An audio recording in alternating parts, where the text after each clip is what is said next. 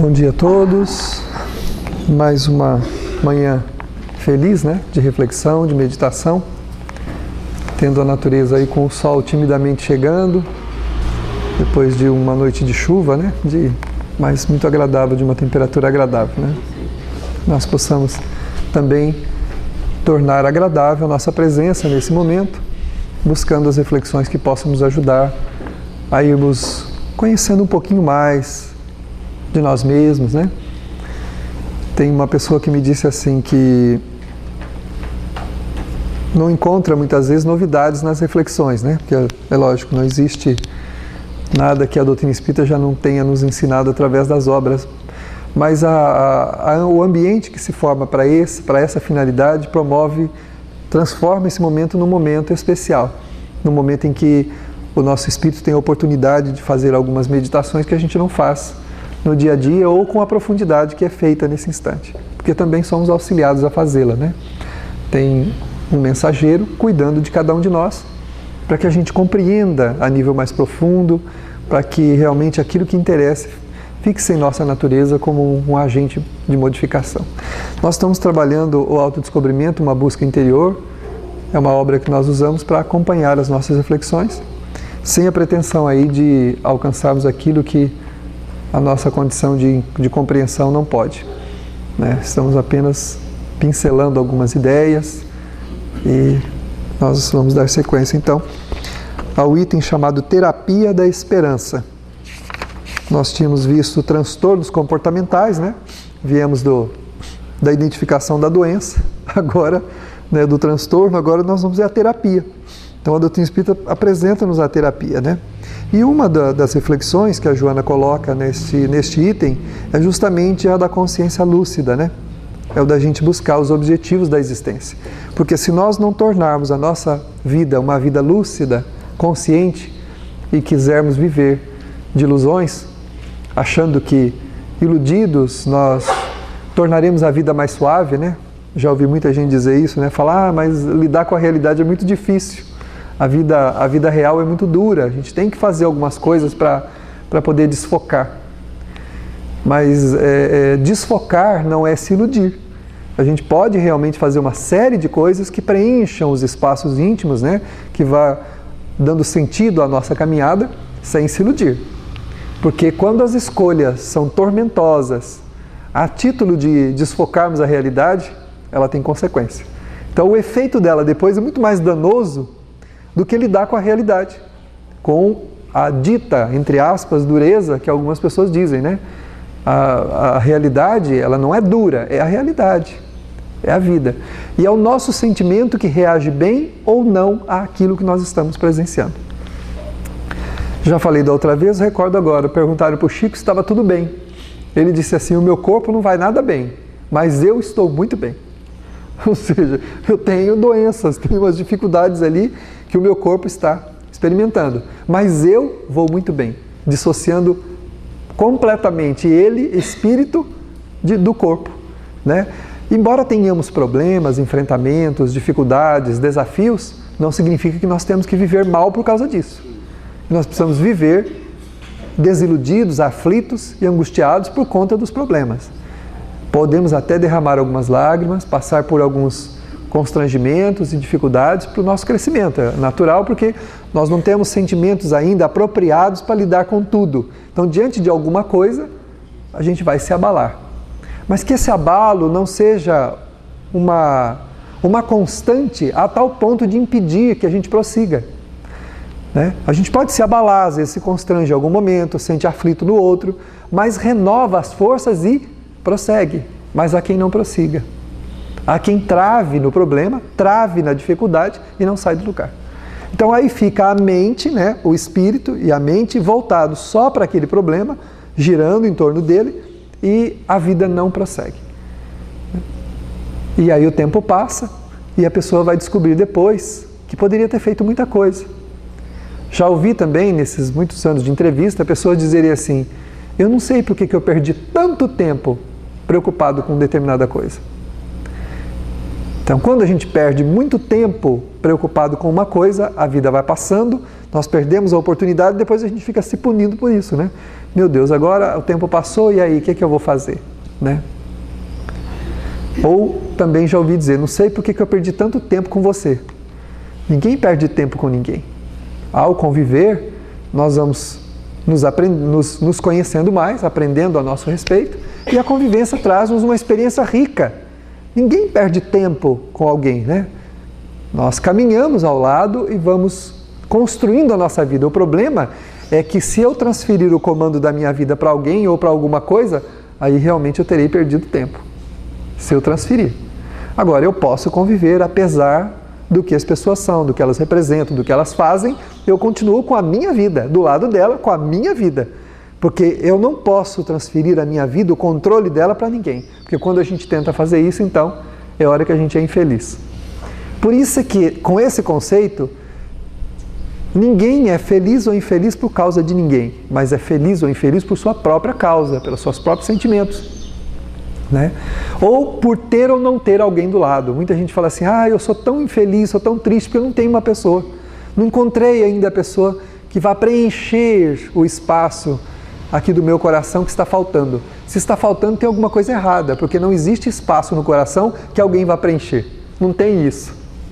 Não existe isso. Os espaços que porventura a gente localizar vazio no coração, ninguém preenche.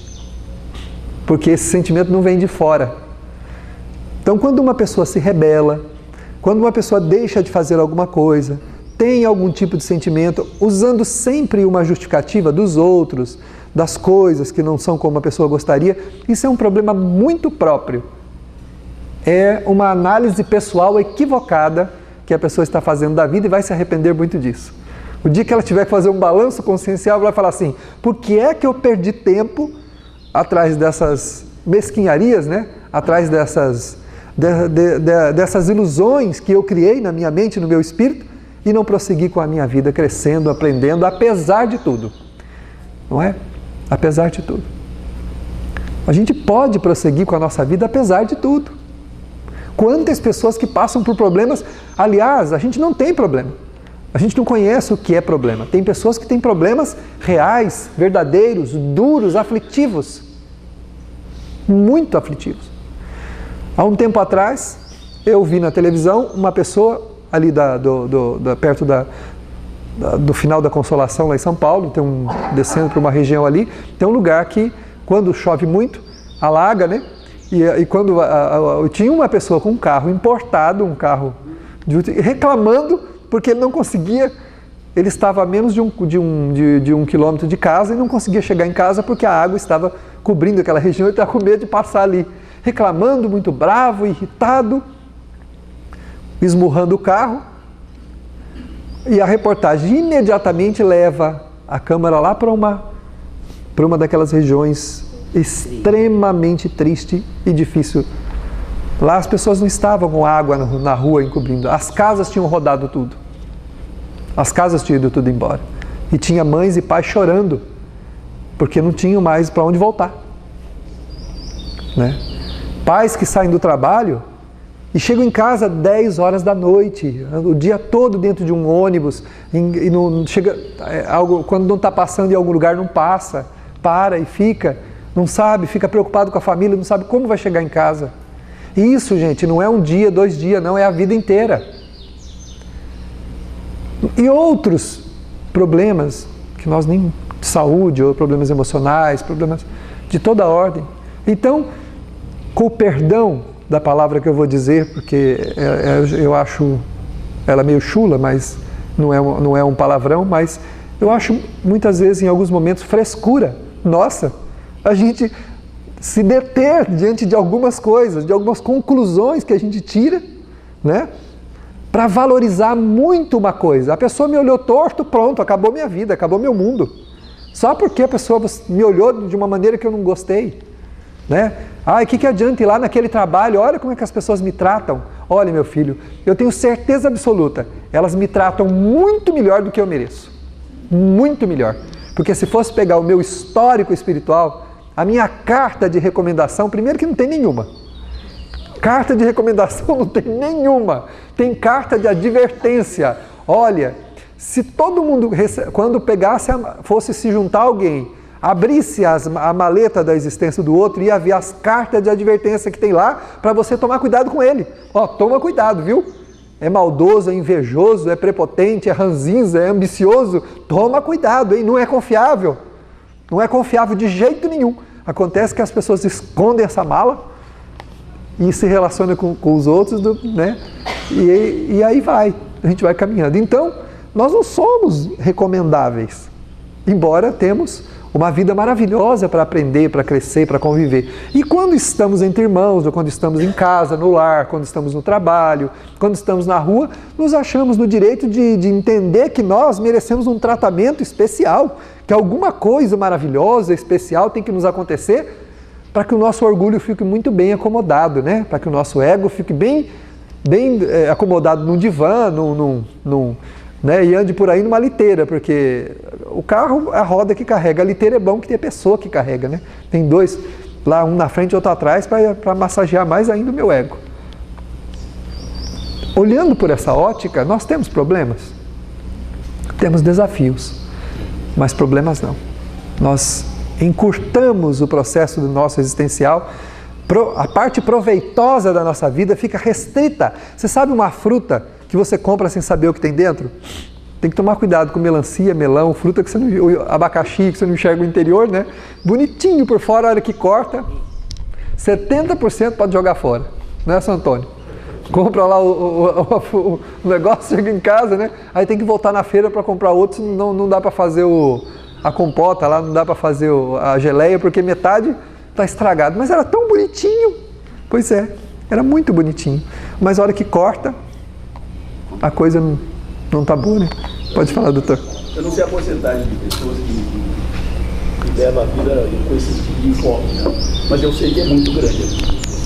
E no momento em que isso acontece, a pessoa vislumbra esse detalhe de preocupação consigo mesmo e não com o que está acontecendo dentro de você, a recepção que você faz do que vem de fora. A hora que ele descobre isso, o salto da qualidade de vida dele é imenso. Com toda certeza.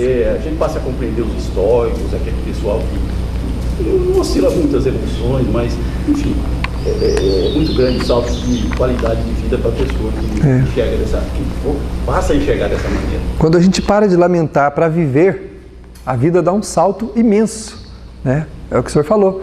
Quando a gente toma consciência dessa necessidade, melhora, como o doutor disse, a qualidade de vida da gente. Melhora muito. Porque a gente passa, como disse na aula anterior, que nós conversávamos, na meditação anterior, nós passamos de exigentes a doadores. E o que é melhor? Doadores para si mesmos, porque nós trabalhamos em benefício da nossa própria vida, pela melhoria da nossa própria vida. E não ficamos aguardando que as coisas aconteçam por fora para a gente se sentir feliz. Porque, na verdade, nós estamos aprendendo. Sabe quando uma pessoa quer exigir dos outros para impor condições para conviver, em qualquer nível que seja? Seja no nível religioso, lá na família, que é onde os conflitos maiores acontecem, dentro do lar, na família, no trabalho. Quando a pessoa impõe condições, ela está fazendo como a pessoa que vai a uma academia, senta lá na porta e cruza os braços e fica olhando os outros fazer exercício e sai reclamando que os músculos dela não virou nada. Ah, peraí, essa academia não presta. Eu vim aqui, aí ó, acontece nada. Senta lá e fica olhando, levanta, abaixa, e ele nada lá. O braço cruzado, olhando, né? E vai para casa reclamando. Para mim nada dá certo. Aí ó, me matriculei na academia, o que adiantou? Né? Eu quero fazer o bem, ó lá, fui naquela casa espírita, fui naquela religião, fui naquele lugar, lá ninguém me entende, ninguém me aceita, não dá nada certo. Essa lamentação não vai levar a gente a lugar nenhum. Adeque-se, amolde-se, aceite humildemente a tarefa que lhe é concedida. Tudo tem um sentido. Não importa a especialidade que a gente tenha em qualquer coisa que seja. Somos servidores simples do Cristo. Tanto faz estarmos aqui palestrando quanto limparmos o salão, que diferença faz isso? A convivência entre irmãos é mais importante, o ambiente espiritual que nos acolhe ajuda o espírito a tratar as suas feridas. Agora, a gente acha que, sentado na nossa casa, rebelados, com raiva de todo mundo, bravo, cheio de razões que não existem, nós vamos mudar alguma coisa? A gente acha que os benfeitores vão ter pena da gente? Eles não têm, não. Eles têm amor. Pena não tem, não. tem uma coisa que Deus não tem de nós e os amigos espirituais também não têm, é dó. Dó não. Dó você tem de uma coisa que não tem remédio, não tem nada. Nós temos jeito, mas nós não queremos. E eles não têm dó da gente, eles têm amor. E o amor exige que a gente tome providências, né? Dê o primeiro passo. Está escrito no Evangelho, no capítulo sobre a prece: pedi e obtereis, batei e a porta será aberta. Mas não do nosso jeito, né? Não da nossa forma. Nós precisamos nos amoldar, precisamos nos conformar às coisas com mais tranquilidade. Porque somente assim a gente vai conseguir ser feliz. Nós não temos, como disse, cartas de recomendações na nossa bagagem, que a gente possa apresentar às pessoas: olha, eu sou um anjo, viu? Aqui, ó, tá aqui. Dr. Bezerra de Menezes disse que eu sou um anjo, olha aqui a carta dele, né? Maria Dolores falou que eu sou uma pessoa especial, olha aqui a carta da benfeitora. Não tem, essas cartas não existem. Porque nós trazemos um passado, uma natureza para reformar. E toda reforma dói. É claro que eu vou ter dificuldade quando eu começo a conviver, porque eu tenho arestas que precisam ser lixadas. O Armando mandou pintar essa parede aí, ó. Para poder pintar, o rapaz teve que lixar ela toda, passar de novo uma massa, pintar sobre, depois de arrumada, depois de preparada, vai a pintura.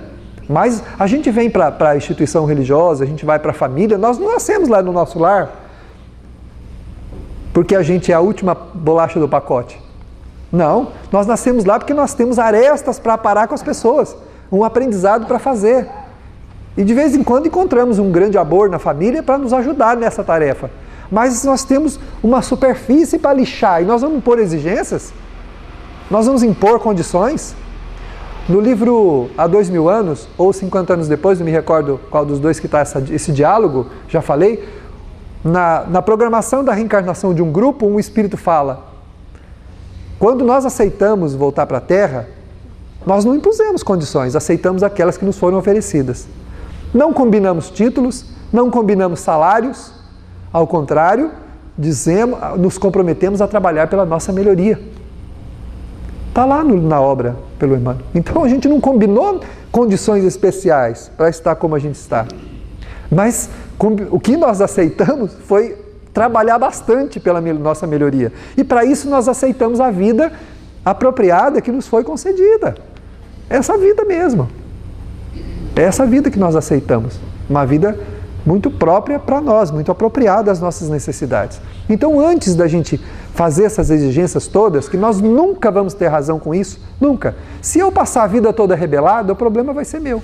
A hora que eu chegar no mundo espiritual, aí eu vou ter consciência mesmo que eu perdi tempo.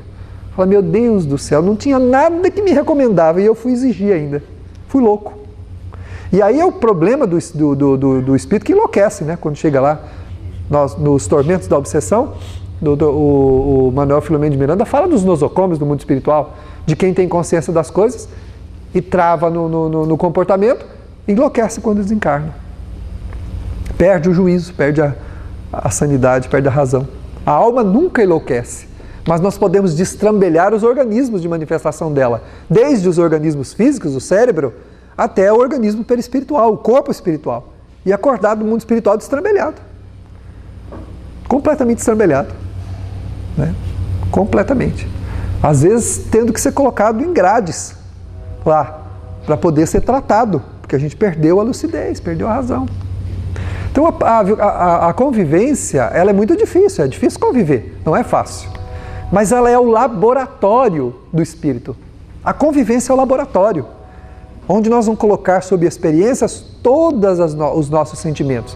Fugir das pessoas, não conviver, não querer saber disso, não querer saber daquilo, reclamar da tarefa, reclamar isso não é uma boa pedida para quem está em tratamento. Nós estamos em tratamento, não é uma boa pedida. É o paciente que quer exigir do médico o jeito que ele seja tratado. Ó, doutor, eu não quero esse remédio aqui não, o senhor se vira aí, o senhor me dá outra coisa, porque essa porcaria aqui eu não quero. Mas meu filho, ou você... Não vou tomar antibiótico, porque antibiótico acaba com o meu estômago. Então, você prefere o teu estômago arruinado, depois a gente dá um jeito, ou você prefere desencarnar, porque a sua infecção vai acabar com a sua raça? O que você prefere? O que você prefere? Doutor, vamos lá, né? Aí, o problema é que quando esse vamos lá, a gente só fala do outro lado. Chega do outro lado, fala, vixe, Era para tomar o remédio. Pois é. Eu não quis o remédio. Agora, tá bom, pode dar aí que agora eu tomo. E nessa as encarnações vão passando, né? A vida vai passando e nós vamos perdendo a oportunidade. Eu li já recentemente no livro Terapia da Gratidão, do Divaldo, né? Aquele livro sobre a gratidão, onde ele fala, com toda certeza em nossa vida, temos muito mais para agradecer do que para reclamar. Com toda certeza. Temos muito mais a agradecer do que a reclamar.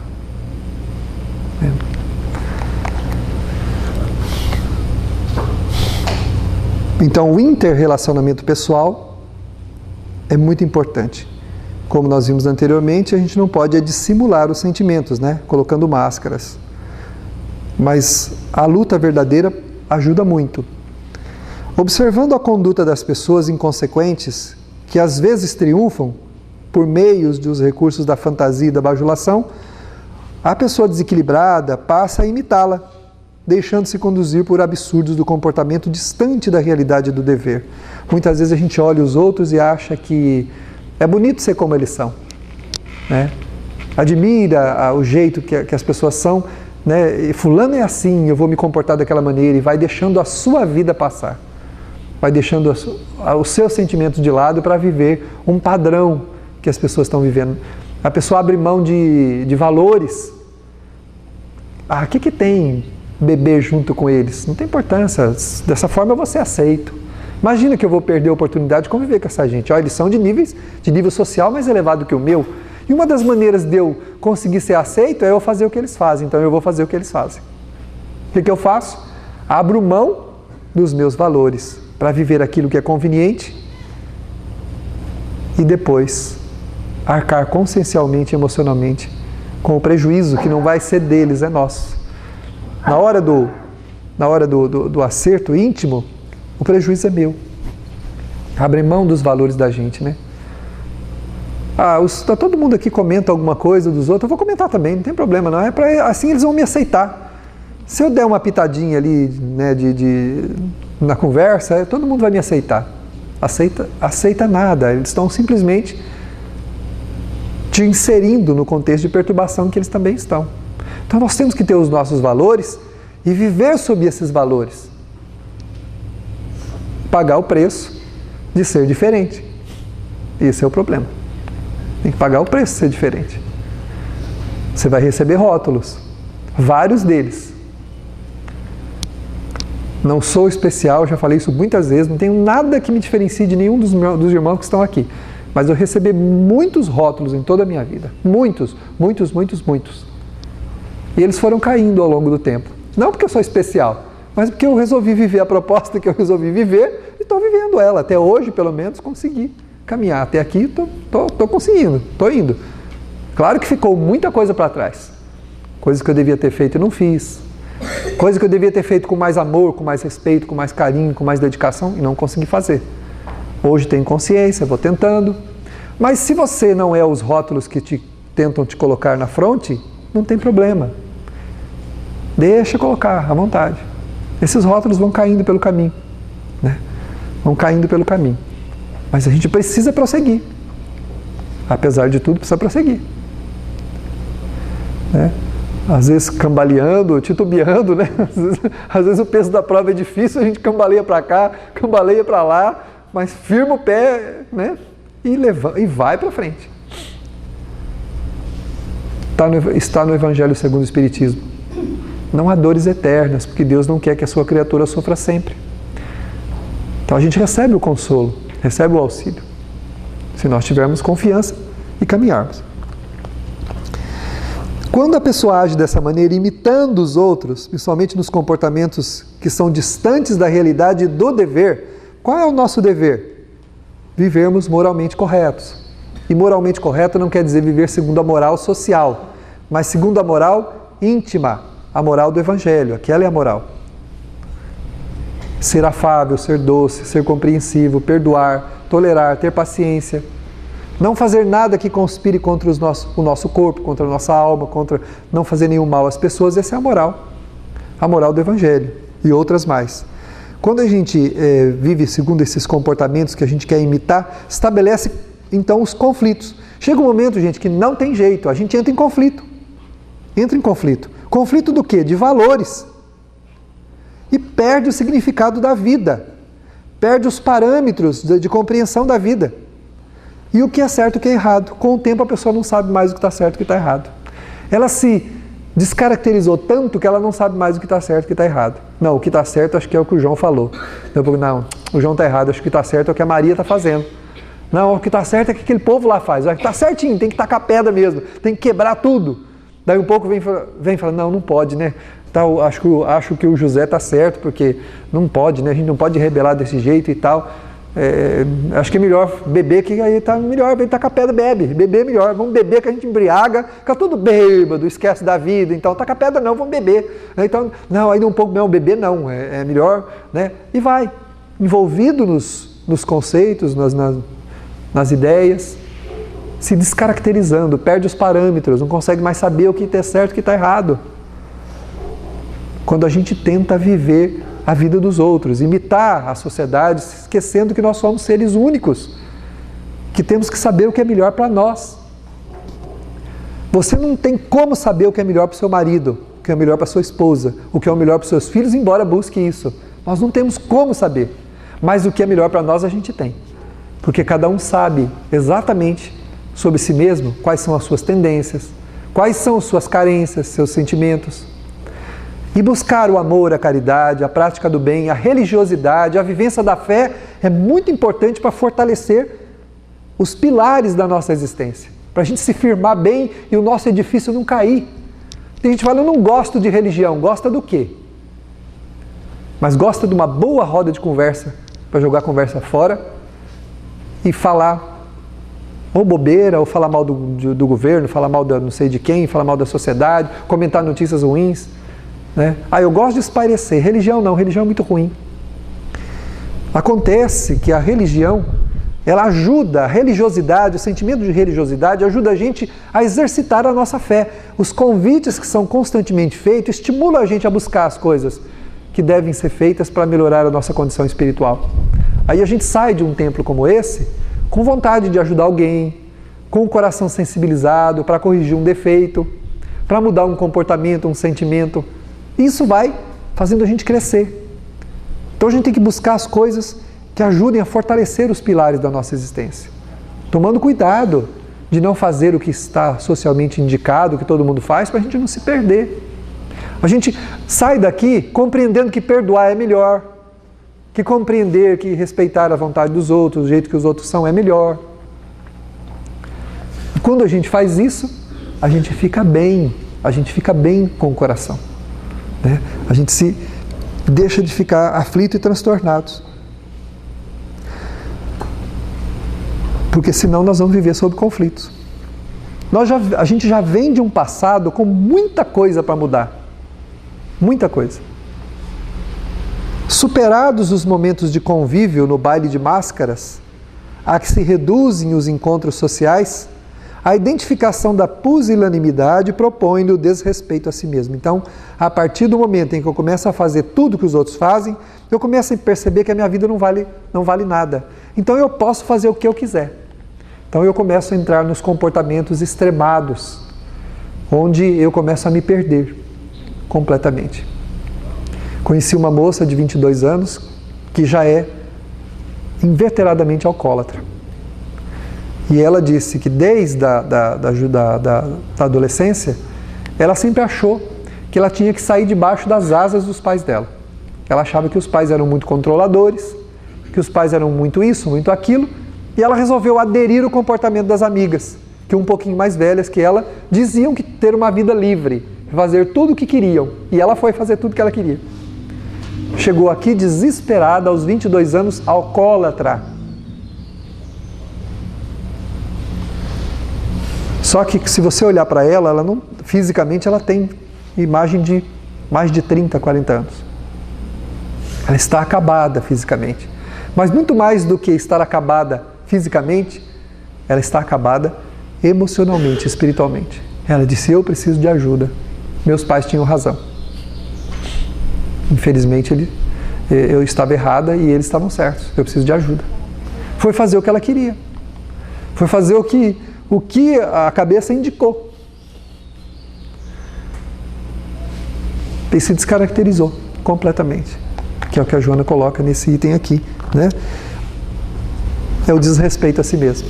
É quando a gente, então, percebe que a nossa vida não vale a pena. Quando eu participo de uma negociata, por exemplo, de um momento de corrupção em qualquer nível que seja, a gente fala corrupção do governo, né? Mas e a nossa?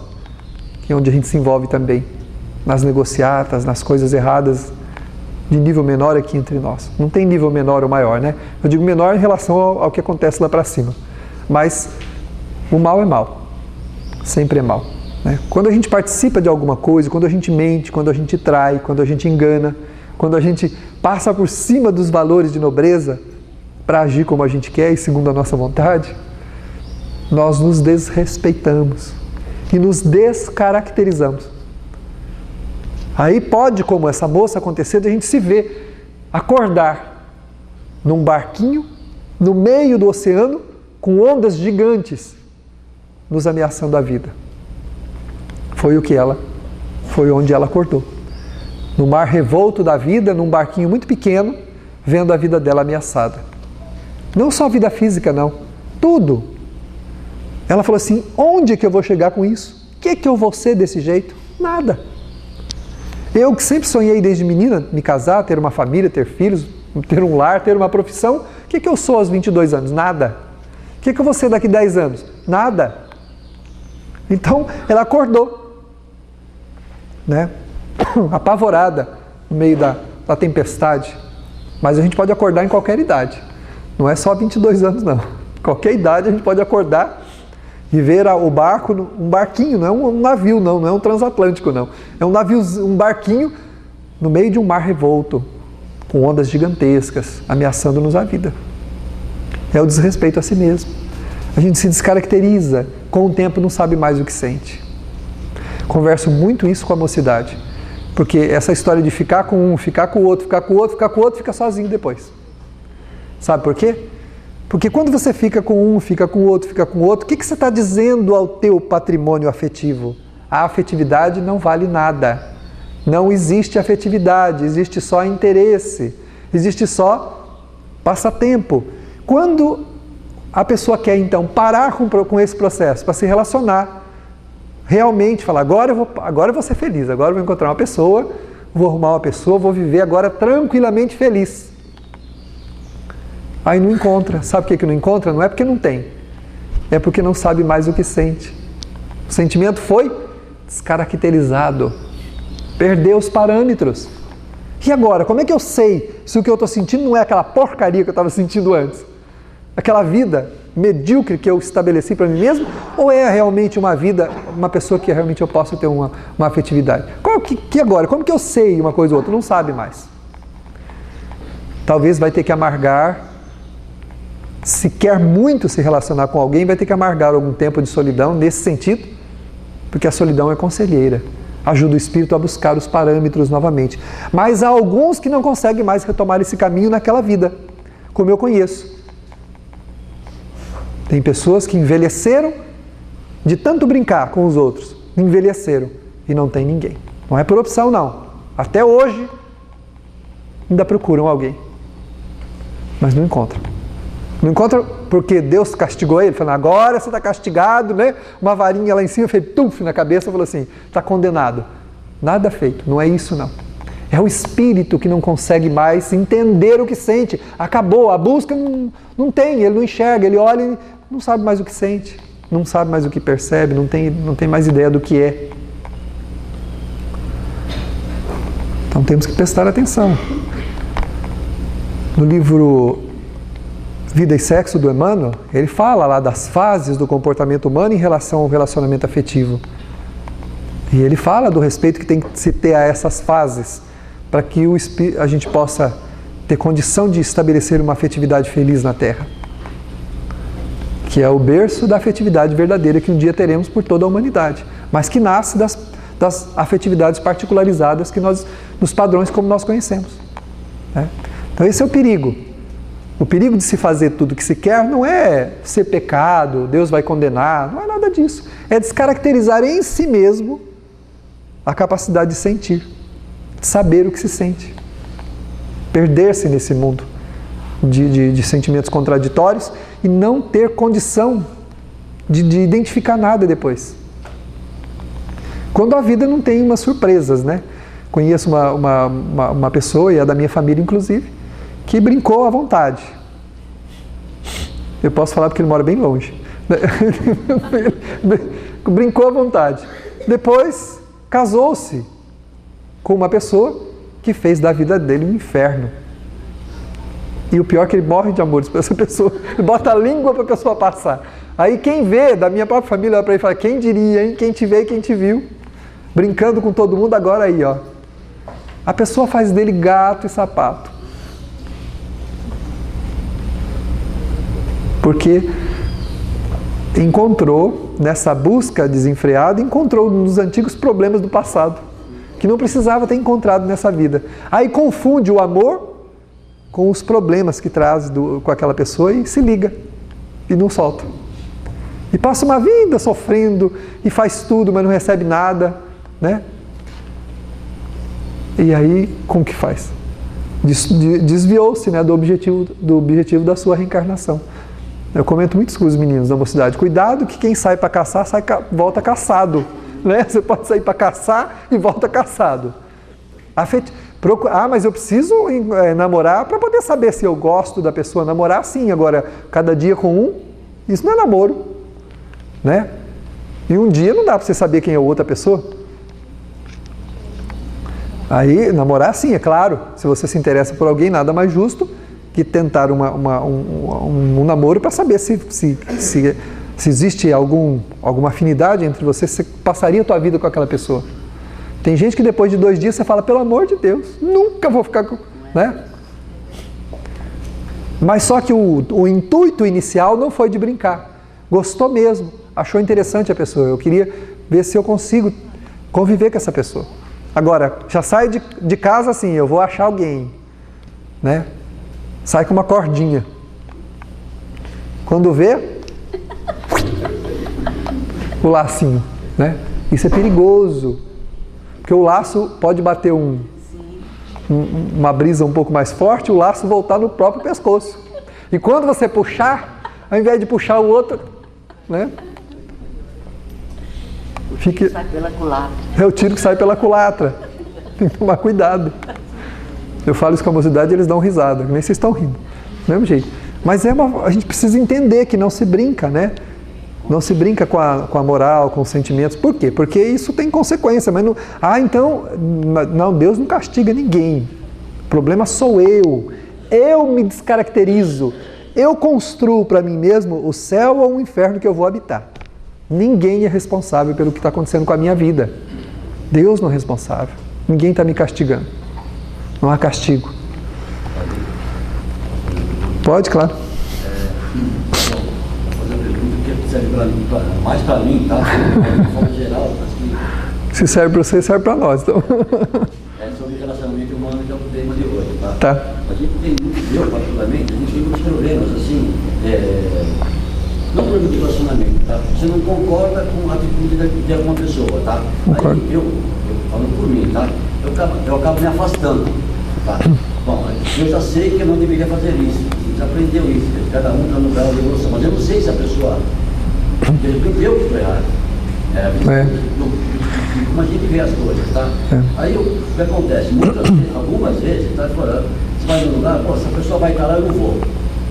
Quer dizer, olha só, o mundo que eu chego, já cheguei. Sim, sim, a gente compreendo. vai tudo contra isso. Eu, particularmente, é uma grande luta que eu tenho em relação a isso. De não concordar com a atitude das pessoas e acabar me afastando. Me afastando assim, não tendo relacionamento. Estando no mesmo local, mas eu não... Evitando, vamos falar assim, tá? Eu sei que é errado, mas é muito difícil a gente evoluir em relação a isso. É uma luta, Armando, é uma luta conflituosa mesmo, sabe?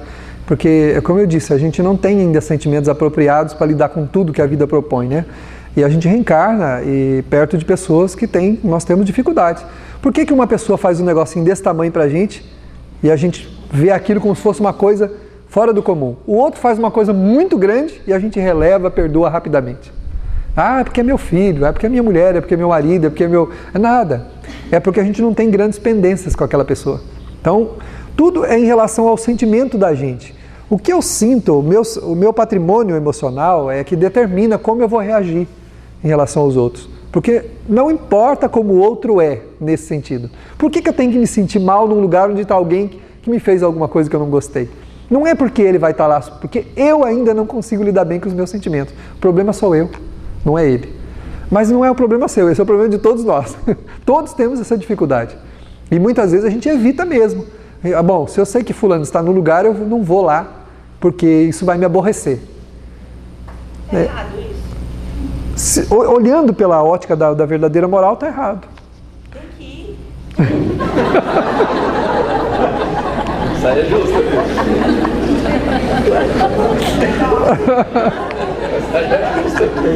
Se você visse a sua cara na hora que você falou tem que ir, tem que ir. Tem lugar que você fala, eu não vou. Não é? Não... Hoje a gente não vai, mas vai chegar um dia em que a gente vai a todo lugar. Porque não, quando nós estivermos planificados, vocês riem, né? Porque gente, os problemas, o riso de todo mundo é a prova de que os problemas humanos são os mesmos em toda parte. Não tem problema especial, tem problema em lugar diferente. O mesmo problema em vários lugares, né? O problema é o mesmo, né? A hora que vai pescar, dá vontade de jogar o cara de cima do barco, não dá aproveitar, né? Passa perto de um redemoinho e ó, guape dentro da água, livrei dele. Mas ninguém se livra de ninguém, esse é o grande problema. Não ir a algum lugar, nós não estamos nos livrando da pessoa. Porque na verdade, a gente vai ter que aprender a amar aquela pessoa.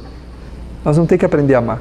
Agora, é claro que isso é um processo, não é uma coisa que vai acontecer da noite para o dia. Nem ele tem razão e nem nós temos razão. Nenhum dos dois tem razão. Na afetividade conturbada, nenhum dos dois tem razão. Mesmo que tenha um móvel, mesmo que tenha uma ação do outro contra mim ou de mim contra ele, nenhum dos dois tem razão. Mesmo que você esteja certo. Mesmo que a gente esteja aparentemente certo, né? O fato pode ser ruim, mas o sentimento está errado. Ou seja, alguém pode fazer alguma coisa realmente danosa contra mim, mas os sentimentos que eu elaborar contra ele que estão errados. Senhor, diz Pedro, estava cansado de tolerar todo mundo, de perdoar, chegou para Jesus, olhando nos olhos de Jesus, falou, agora ele vai me dar a carta de alforria, agora eu escapo. Né? Senhor, quantas vezes eu tenho que perdoar? 7 vezes? É porque a lei mandava perdoar 7 vezes. Então, 7 vezes tá bom, Senhor? Tá bom. Aí Jesus olha para ele, aprofunda o olhar na alma dele e diz assim, não, Pedro, não é 7 vezes. 70 vezes 7 vezes. Ou seja, perdoar sempre. Porque não perdoar é o equívoco que ele apresenta aqui. É viver como todo mundo vive, é imitar os outros, é perder os parâmetros de análise da vida, é perder o parâmetro de compreensão, é não saber mais o que está certo ou está errado. É não superar os próprios conflitos. Quem não perdoa a si também. Quem tem dificuldade, eu não estou falando que eu sou especial, estou me colocando junto, quando eu falo quem, sou eu também. Quem tem dificuldade de estar num lugar onde alguém está, normalmente está com dificuldade de auto-perdão, perdão de si mesmo. Jesus não disse, com a mesma medida com que julgardes os outros, sereis julgados. Como a gente é muito rígido e tem padrões estabelecidos para os outros, para nós não. A consciência usa a mesma medida com a gente. Então, faz com que a gente se agaste tanto com o outro que a gente não consiga estar no mesmo ambiente que ele. Não estou dizendo que nós não fazemos isso, que eu não sinta isso. Mas é um trabalho, é alguma coisa que nós temos que superar. Temos que superar. Eu não quis nem entrar por esse lado, né? Ou seja, não vou nem dizer ali o que é que no tempo, né? No tempo está envolvido aí a nossa dificuldade. Não sei. Aquele problema pode não ser inclusive novo, porque ninguém se agasta tanto assim com alguém por um problema novo. É que o problema é antigo, né? Isso vem de longe, né? Pode falar. Eu não tenho condição de julgar ninguém. Sim. Posso que eu saí hoje. Ainda bem. É uma superação que a gente luta cada dia em relação a isso. Eu não me julgo, eu acho que eu estou errado, eu não quero conviver. Ele faz o que ele quiser, mas eu não quero viver. Para mim não serve. Eu não julguei ele, não falei que ele está errado. Tanto é que eu acho que. Não.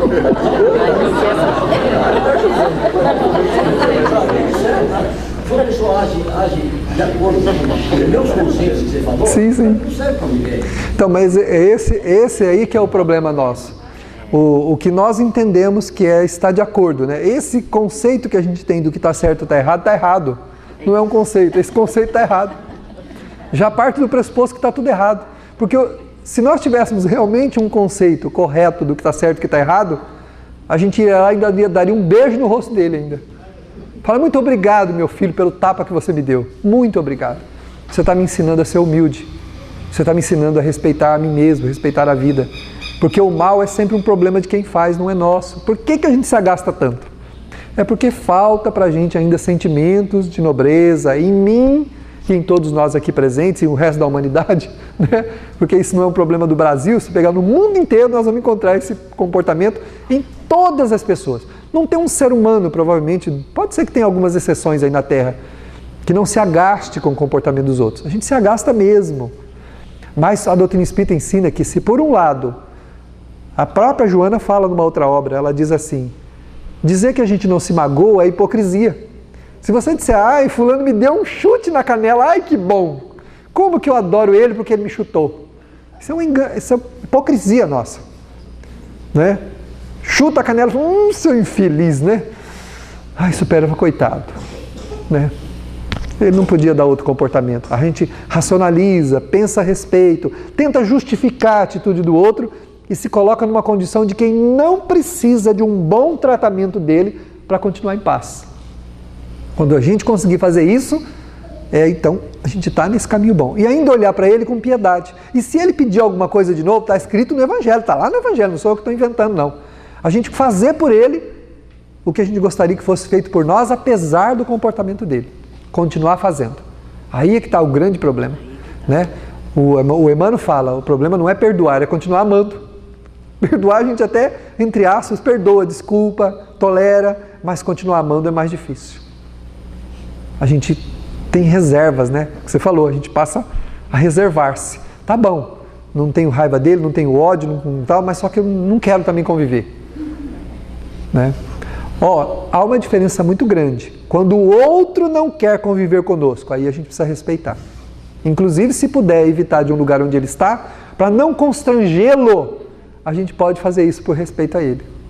Mas o contrário, não. Nós não devemos fazer. Não estou dizendo que a gente não faça, estou dizendo que a gente não deveria. Mas se ele não gosta da gente, se ele tem uma animosidade clara contra a gente e não quer ir, estar lá constrangeria ele muito, melhor para a gente não ir. Por ele, para ajudá-lo, por respeito a ele, não por raiva dele. Isso seria o ideal, esse seria o comportamento ideal. Pode falar aqui. Já comentou, mas é exatamente essa questão aí. A saia justa persiste no momento assim, se você não pode, se você não quer ir lá no lugar que ele está, muitas vezes você está evitando que aconteça coisas piores. Sim. Não, se existe uma animosidade, viu, Armando? Se existe uma animosidade, é claro que é melhor evitar. De repente, estar no lugar onde a pessoa está pode criar um problema embaraçoso. A pessoa às vezes está com raiva, está com, né, ou a gente mesmo não superou alguma coisa. Então, a princípio, esse recuar para regimentar forças é bom. Mas a gente precisa recuar para poder encontrar uma maneira.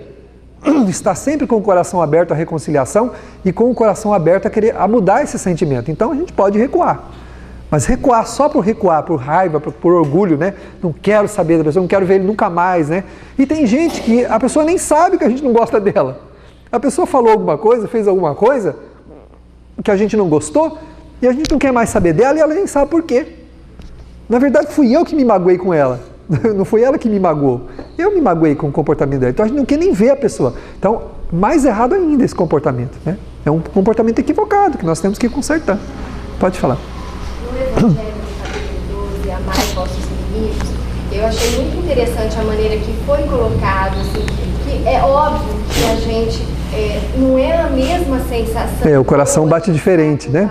Isso. De estar com os inimigos, é natural, até porque existe uma troca energética. Isso. Você sente o padrão vibratório de quando alguém te quer bem e você se sente confortável naquele ambiente. Isso. Então é diferente quando realmente você está diante de um inimigo, existe um padrão vibratório mais pesado. Existe. Porém, conforme você vai querendo perdoar, Isto. você muda o padrão vibratório e aquela energia negativa já não te atinge da maneira que atingia antes. O ideal seria que nós, como está também no Evangelho, que a gente nem se magoasse, né?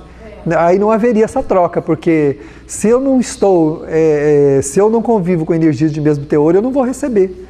Se eu estou com uma energia diferente da do outro, eu não vou receber a dele. Mas se eu me magoei, né? Se eu me chateei, se eu me magoei, é claro que eu vou entrar na sintonia dele, né? Exatamente.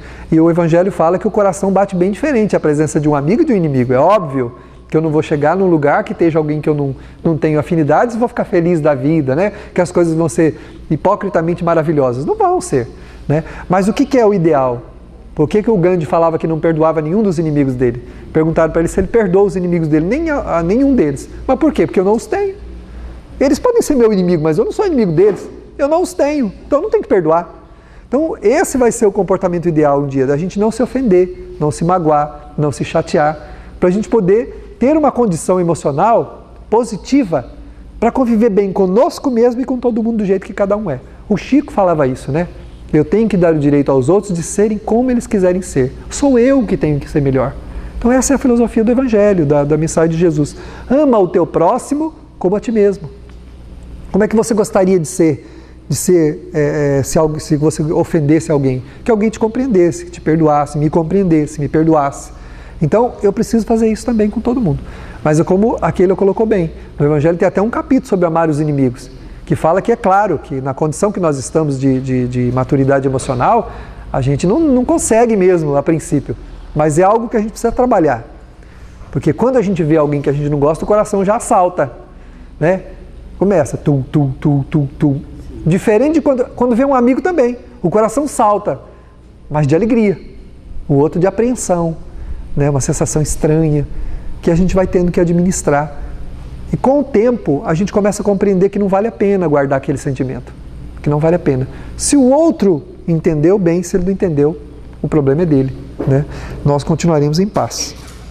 Então esse desrespeito a si mesmo é a pior coisa que nós podemos fazer quando nos reduzimos a identificar-nos com a pusilanimidade dos outros, ou seja, com aquilo que está acontecendo socialmente e os comportamentos que tem por aí que a gente aceita, vai se padronizando, vai se desrespeitando.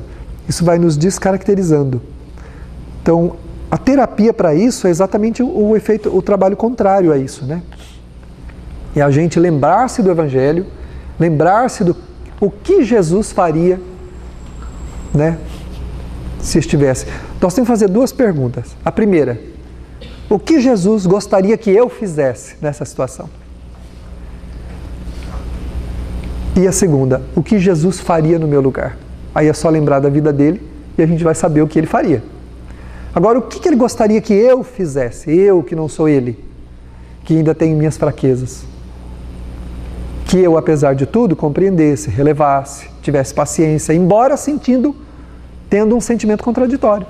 Eu posso ter um sentimento que eu não vou mentir para mim mesmo. Eu estou desagradado, eu fui constrangido, eu estou me sentindo mal. Mas eu não posso passar por cima disso, sinceramente, sem usar máscara e tentar conviver com as pessoas do jeito que elas são, do mesmo jeito, mesmo que o meu sentimento não estão indicando isso. Posso, é um exercício. E esse exercício vai me ajudar, vai me trazer paz. Porque ou a gente faz o que ele gostaria que aí é fazer o que ele gostaria que nós fizéssemos. Ele gostaria que nós fizéssemos. E a segunda pergunta é, o que Jesus faria no meu lugar? Não é difícil de saber. Se ele estivesse no meu lugar, certamente ele compreenderia, toleraria, perdoaria. Mas como eu não sou Jesus, então o que ele gostaria que eu fizesse? Na minha condição, com o que eu tenho, com o que eu sou, com o que eu posso. Porque se nós não fizermos essas perguntas, essas duas perguntas, então nós não estamos praticando a nossa fé. Não estamos nos dedicando à nossa fé. O que é a dedicação à fé? É empenhar os próprios sentimentos na melhoria da nossa conduta. Seja a conduta íntima, mental, nós temos que mudar isso, empenhar, né? Ele disse, por que me chamais mestre e senhor, se não seguis os meus mandamentos? Se vocês não me seguem, por que me chamam mestre? Né? É como alguém que tivesse um condutor, um guia, numa cidade ou estranha, onde você quisesse conhecer algumas coisas, contratasse um guia, mas cada um fosse para um lado. Né? E o guia vai com 2, 3, e o resto tudo do povo, um sobe na árvore, outro vai para lá, um entra num buraco, outro entra numa loja, outro vai para lá. Mas peraí, nós contratamos um guia para quê? Para ir indicando para a gente, não é? Para ir conversando conosco. Nós entramos no lugar, ele entra também. Ele vai ensinar a gente a entender aquilo que nós estamos olhando. Eu posso entrar num lugar, olhar, sair sem entender nada do que eu vi ali. Se eu entro com um guia, ele vai falar, tá vendo aquele quadro? Ele foi pintado em 1900 não sei quanto. A pessoa que fez aquele quadro era assim, assim, assim. Ó, tá vendo aquilo ali? A gente sai dali de dentro entendendo o que a gente viu. Não é? Por que me chamais mestre e senhor se não seguis os meus mandamentos? Adianta a gente ajoelhar para Jesus e orar para Ele de noite? Senhor, protege a minha vida. Senhor, faz isso por mim. Senhor, faz aquele. Deixa os teus pedidos ou as tuas oferendas ao pé do altar. Vai reconciliar primeiro com o teu irmão. Para que a tua oferta esteja aceita. Para que a tua oração seja aceita. Senão, muitas vezes a gente diz assim, eu oro, não adianta nada. Mas peraí, com que sentimentos eu estou orando? A minha oração ela tem 2 caminhos. Ela pode ser na vertical ou ela pode ser na horizontal. Quando ela é na vertical? Quando eu estou verdadeiramente querendo mudar. Aí a minha oração é na vertical. Ela alcança o quê? Os céus, porque não tem um céu só. São as regiões sublimadas do mundo espiritual, sobretudo a minha própria condição espiritual do Deus que há em mim. Eu entro em sintonia com tudo isso. Quando a minha oração é horizontal? Quando eu continuo mesquinho, orgulhoso, prepotente, vaidoso, acho que eu tenho razão sempre, que está todo mundo errado, eu tenho raiva de um, prevenção contra o outro, suspeição contra um terceiro. Aí quando eu oro, a minha oração faz o quê? Sai da minha cabeça, né? E fica aqui, presa onde? Nos interesses do mundo. Essa oração não tem valor significativo, porque eu fico aqui, ó, nos interesses do mundo. Ela não vai. Ela espiritualmente falando, não tem para cima e nem para baixo, né? É simbolicamente falando. O que é uma oração na vertical? Uma oração que nos eleva, que nos coloca à altura daqueles a quem a gente pede ajuda. Ouvi isso de um espírito venerando uma vez. Se você quer que a tua oração tenha efeito, eleva-te à altura daqueles a quem você pede ajuda. Não está dizendo que eu tenho que chegar até onde está ele, que eu não consigo. A minha condição evolutiva me leva até o nível 5, com todo o esforço possível. Tenho certeza absoluta que ele vai descer também até o nível 5 para me encontrar. Agora, se eu não consigo nem do 2, não passo do 2 e entorto o meu bastão aqui nos interesses do mundo, como é que eu vou alcançar o benfeitor que desceu até o nível 5, onde ele sabia que eu podia chegar? Que eles nos conhecem. Sabe exatamente até onde a gente pode ir. Então, se eu não me elevo à altura que eu posso encontrar aquele a quem eu peço ajuda, como é que eu vou conseguir isso? Se eu estou ressentido, magoado, se eu estou com raiva, se eu estou revoltado com a minha vida, se eu estou desdenhando a minha vida, então a minha oração não alcança o nível mínimo para que o amparo divino chegue até ali onde eu devo encontrar. Eu tenho que me encontrar com aquele a quem eu peço ajuda, não é ele vir a mim. Eles sempre estão perto de nós. Temos benfeitores a mancheias que nos envolvem. Muitos. Nós vamos ficar estupefatos quando chegarmos no mundo espiritual e saber quanta gente cuidava de nós.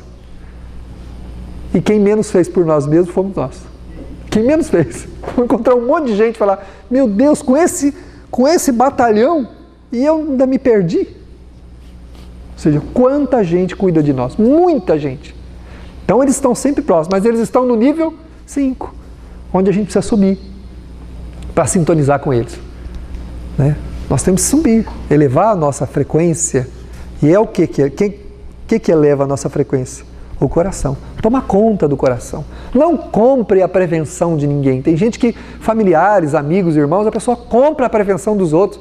Escuta a conversa e vai guardando aquele lixo. Deixa o outro com o lixo dele. Ah, mas é minha mulher, que problema dela? É meu marido, problema dele. Ah, mas é meu melhor amigo, eu tenho que escutar as coisas. Escutar é uma coisa, guardar é outra bem diferente. Não assuma as prevenções de ninguém. Cada espírito tem que cuidar de si mesmo. Ao contrário, dê o exemplo do silêncio, da compreensão, da paciência, da tolerância. Continue respeitando a todos e a tudo. E ele vai ver o teu comportamento, a tua atitude vai mudar também. Se não mudar, o que nós podemos fazer? É um problema que lhe acomete e ele vai ter que mudar isso um dia. Respeitemos as pessoas, até mesmo os seus equívocos, mas não adotemos o equívoco de ninguém a título de sermos solidários, né? Temos que ser solidários com a necessidade, solidário com a dificuldade, ou solidário com os bons sentimentos, com o amor, solidário com o chilique dos outros, com desencantos e desilusões e aflições voluntárias. Tem um capítulo no Evangelho que fala: por que lamentais as calamidades que vós mesmos amontoaste sobre vossos ombros? Está no Evangelho. Muitas vezes a pessoa coloca pelo orgulho. Vocês não têm ideia do que o orgulho faz com a gente coloca um fardo nas costas que não existe. Eu crio um problema contra alguém ou contra alguma coisa que na verdade não existe, só existe dentro do meu orgulho. Eu coloco aquilo nos ombros e fico: ai, a vida está difícil, a vida está muito pesada, né? E lamento, e choro. Lágrima de crocodilo. Essas lágrimas são na horizontais. Deus não escuta esse tipo de lágrima. Não chega aos céus essas lágrimas. Quais lágrimas que chegam aos céus? As lágrimas de piedade. As lágrimas do verdadeiro sofrimento. Está doendo, pode chorar. Não tem problema. Agora, chorar por ressentimento, por mágoa, por qualquer tipo de artifício negativo, não funciona. Essas lágrimas não alcançam. Deus não vê que eu estou chorando. Não vê. Essa lágrima não chega a Ele. As lágrimas da revolta não chegam até Deus. Essas lágrimas são orações na horizontal. Está ligado aos interesses mesquinhos do mundo. Nós temos que mudar isso, né? Sermos solidários sim com as coisas boas, com as coisas nobres, entendendo e compreendendo, aceitando os outros como eles são, para a gente poder ter essa condição, encerrando a nossa reflexão, de sair desse baile de máscaras, né? Onde a gente convive com os outros segundo os interesses, e o que é pior, desrespeitando-nos, porque perdemos o significado da nossa vida. Não temos mais parâmetros para compreender as coisas, não sabemos mais o que está certo e está errado. E nesse sentido nós vamos aprendendo com Jesus. Nós precisamos urgentemente voltarmos a nossa atenção para o Mestre Venerando, o doce condutor de nossas almas. Quando observamos a sua fala doce, conscienciosa, amorosa, verificamos que só podemos encontrar descanso no coração do Mestre. Ele nos disse com toda a propriedade possível: vinde a mim, vós que estáis aflitos e sobrecarregados, e eu vos aliviarei. Mas não as aflições da revolta, da intransigência, da inconformidade, mas as aflições muito próprias dos embates humanos, que levam o viajor, muitas vezes, a sentir-se necessitado de um regato d'água, onde possa recolher algumas gotículas que possam lhe refrescar a face. Ou de um tronco à beira da estrada, onde possa depositar o seu fardo para recompor as forças. Ou de uma árvore frutífera, onde possa encontrar um alimento para saciar a fome, fome de paz, de esperança, de amor. Estas providências são muito naturais. Porém, quando sentamos à beira da estrada, revoltados, indignados, inconformados, aguardando que o Senhor venha nos tomar as mãos para seguir adiante, o tempo vai passar. Os dias vão se encaminhar. A senectude há de nos alcançar, se assim puder ser, vazios, desprovidos do efeito benévolo que a convivência nos proporciona. Ouçamos-lhe a voz veneranda e doce, chamando-nos à autorreconciliação, quando ensina-nos a perdoar, está nos ensinando a reconciliarmos-nos conosco mesmo, para que possamos reconciliarmos-nos também com todos aqueles que a vida colocar em nosso caminho. Que Ele nos abençoe, nos concedendo lucidez e paz, para avaliarmos os efeitos naturais e necessários daquelas expressões menos felizes que a vida convidar a vivermos. Que seja feita a sua vontade, agora e sempre, graças a Deus.